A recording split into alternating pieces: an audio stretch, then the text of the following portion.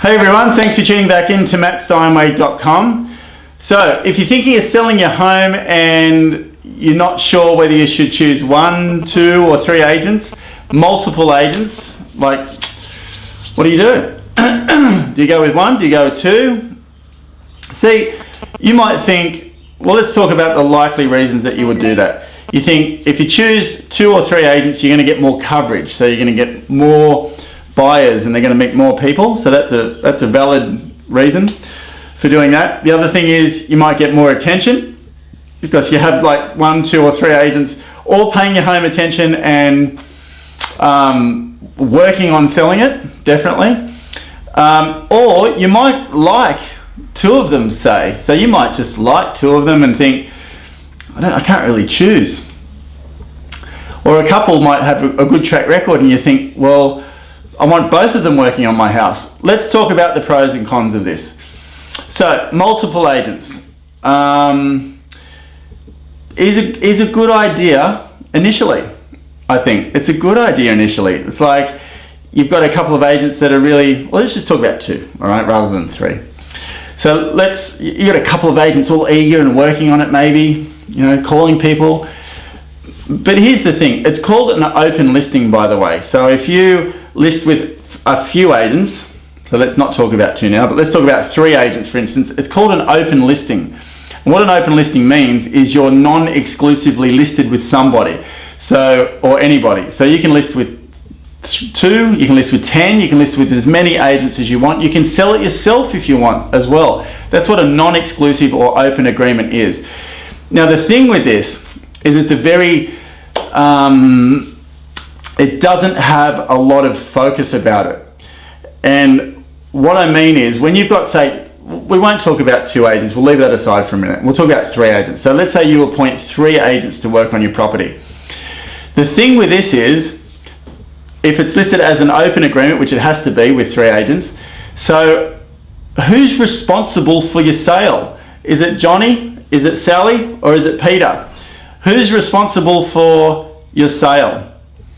Because you've appointed 3 agents, but nobody is really responsible for managing it. They've all got the ability to sell it, but this is what happens. Johnny, I think it's Johnny. Johnny goes back to the office and goes, oh yeah, Mr. and Mrs. Jones, this is their house with me. It's an open agreement listed with 2 other agents. I'll just put it over there. So this is the agreement. I'll just put it over there and I might ring a couple of buyers and then hopefully I'll bump into a buyer. Sally does the same thing. Sally comes along, goes back to the office and goes, I might ring a couple of people. She rings whatever buyers she's got on hand then. She might bring them through even. They don't buy it and it sits there on a desk as well. See what happens with it. And Peter, he does similar. Peter might put in a little bit more effort. Peter might come along, show a few people through, maybe a couple of weeks goes past. He was all excited in the beginning, but now nobody's bought it in those first couple of weeks and his energy drops off. This is the thing. When their energy drops off, so let's say the agent's focus goes elsewhere. So they're focusing on all the exclusive listings they've got for themselves at that point in time, and your open listing just becomes one that's just put over there and hopefully they might come across a buyer at some point in time for it. But there is no energy given from these agents on an ongoing basis because nobody's responsible for it. Because Sally goes, why should I put too much effort into selling this home? Because Johnny, he might sell it tomorrow or might meet a buyer tomorrow and I've put all this effort into it and I don't get anything, I don't get paid for it. So why would I bother?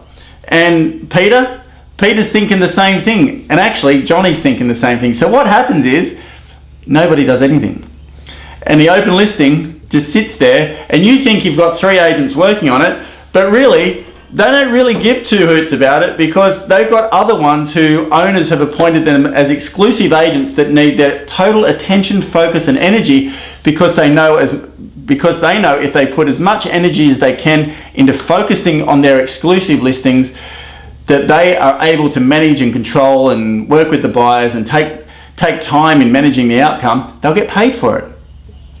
So the open listing, whoever sells it, the other agents don't get paid. And basically that's why they do their job, to get paid. And if nothing happens on your open listing, the only person that loses out is you. As the owner, it's you. Because you're out in the marketplace with nobody really giving you much attention, hoping that a buyer wanders along at some point in time and buys your house.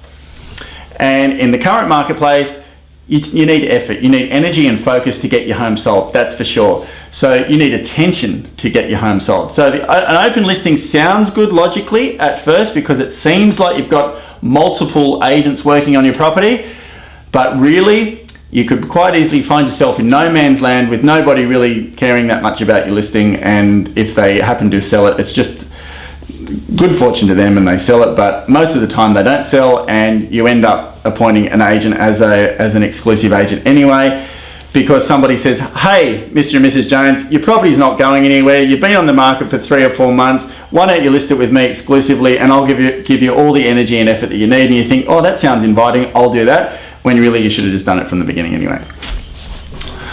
So that's one thing. The other thing is, what about if there's 2 agents that you like and you think they're both capable and competent, and you've got a property that you feel they're both suited to, and you want to list with them as a co-exclusive agent. So exclusively, but just with 2 agents, you can do that. Is that a good idea? Half. I'd say half. Because what usually happens is you end up having one agent that does most of the work and the other agent gets paid 50% of it, and they don't really need to do too much. So when I say half, I understand why maybe some really expensive homes go that way. Most other homes don't need to go that way, for sure.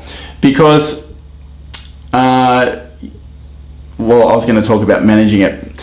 Because in the general marketplace, if your home's not worth, $5 million or $3 million plus, and there's 2 upper end agents in the area and you want both of their exclusive databases, I get why that part of the market engages 2 agents sometimes.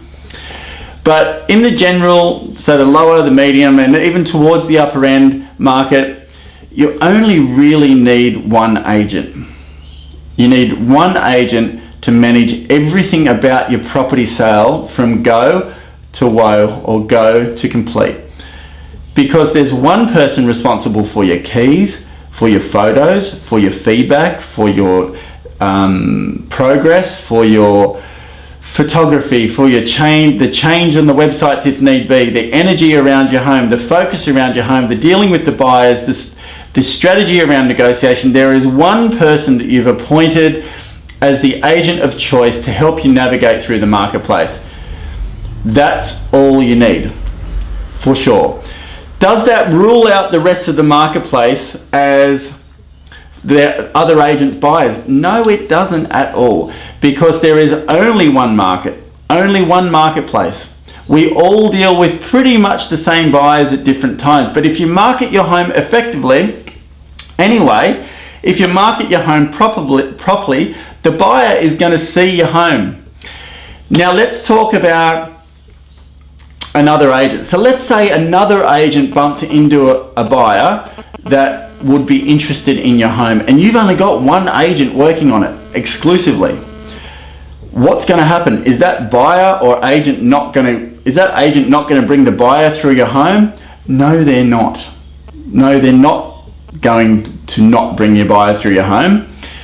They are going to ring the agent and say, can I take my buyer through your property? Then what happens then, it's called a conjunction.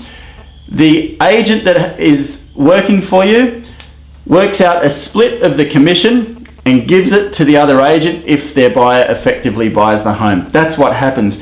So you do not rule out any buyers, any agents, nothing in the marketplace if somebody else wants to look at your property that is not dealing with that agent at that point in time.